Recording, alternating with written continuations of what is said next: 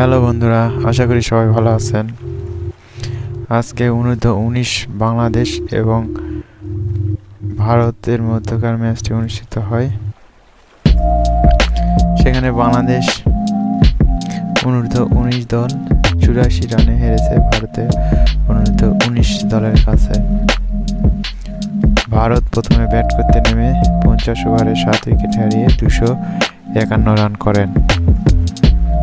বাংলাদেশের হয়ে মারুফ মৃধা সর্বোচ্চ 8 ওভার বল করে একটি মেডেন 43 রানে 5টি উইকেট লাভ করেন মারুফ মৃধা। অসাধারণ বল করেন মারুফ মৃধা। জবাবে ব্যাট করতে নেমে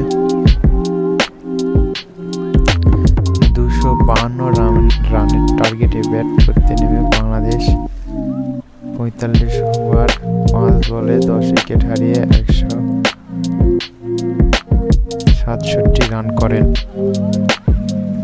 বাংলাদেশের হয়ে মোহাম্মদ জেমস করেন সর্বোচ্চ 54 রান।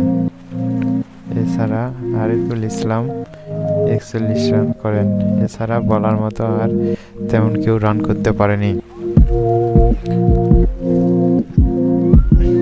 তো আজকে বাংলাদেশের প্রথম ম্যাচ ছিল অনূর্ধ্ব-19 বিশ্বকাপের প্রথম ম্যাচটি হেরে গেল বাংলাদেশ। তো বন্ধুরা, সবাইকে ধন্যবাদ ভিডিওটি দেখার জন্য। আর আমার চ্যানেলটা নতুন, সবাই সাবস্ক্রাইব করে আমার সাথেই থাকবেন পরবর্তী খেলাধুলা আপডেট জানার জন্য। সবাইকে অনেক অনেক ধন্যবাদ আমার ভিডিওটি দেখার জন্য।